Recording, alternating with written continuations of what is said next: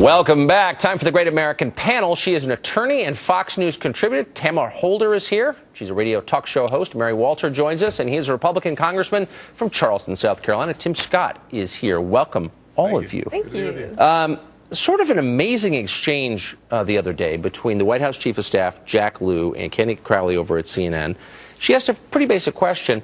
What's in these documents at the core of the debate over Fast and Furious? Of course, Darrell Issa on the Oversight Committee has said to the White House, Justice Department, tell us what you knew about this scandal. And they have said, we're not going to tell you. We're not going to release these documents. Then, of course, he was held in contempt as a result. Anyway, this is the answer the White House Chief of Staff gave when asked about those documents. Were there things in these documents that involved consultation with the president? Is that why you invoked executive privilege? You know, Candy, I'm not going to speak to the specific documents. There was an unprecedented amount of cooperation in providing insight into all the decisions made up to the point of the correction that Congress was given about the policy itself and about the testimony. What they're looking for now are internal kinds of documents that they know are not appropriate. That they know are not appropriate. Now, Ms. Holder, I ask you, this is not a phony scandal. It's not one of these made-up Washington nonsense scandals. This is an actual scandal at the center of which are dead people, okay? What kind of documents wouldn't be appropriate for an oversight committee to see? Okay, well, first of all, I am not Bob Beckel.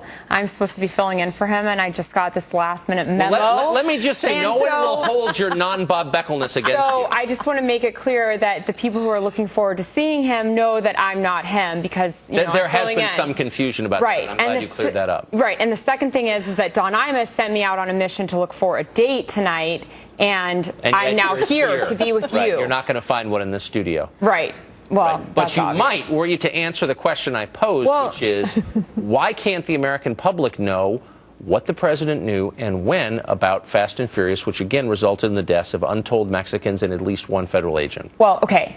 The first thing is that Issa, a.k.a. Mall Cop, wants to know internal communications after the fact, after this was already put to end. That's what he wants. He doesn't care about, or he's already been provided the information about this. How do we know that? How do we know that? Well, because he has because the White House that won't release these documents and is invoking executive privilege in order to keep them cloaked from public view was assuring us it's released all the relevant documents. The first time that our president has invoked the executive privilege, which Bush did 6 times, but now all of a sudden it's an electric. Bush did this. No. But I'm not saying that it's the wrong thing. I'm just saying that we should respect the executive privilege. Right. I think Mary, she makes a really good point that if the president says, "Hey, I just don't feel like telling you what I've done wrong," we should just be satisfied with that. Don't you agree? Well, you know what's worked really, really well for this White House up until now? Deny, deflect, and blame somebody else. Well, Bush did it, so I can do it. Well, no, not really. It doesn't work for one, doesn't necessarily mean it's the same for everybody across the board. We're talking about totally different cases.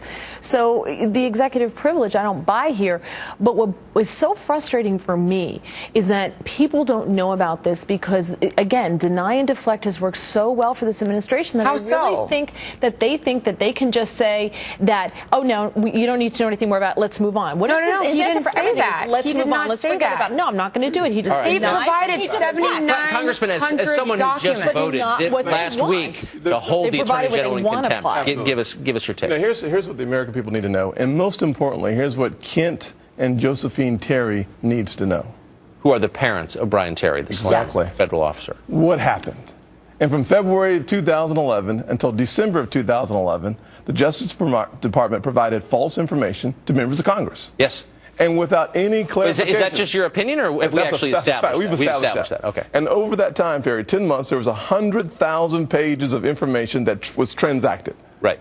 Only 7,000 has been provided to Chairman Issa. We're asking for the rest of the information so that we can have clarity and bring peace of mind to a family that's mourning the loss of their son, and at the exact same time protect the process that really strengthens who we are as a people, the rule of law. This president has consistently found himself on the wrong side of the concept of rule of law. No, you have used Brian Terry You have used Brian Terry for political tactics. Absolutely. Because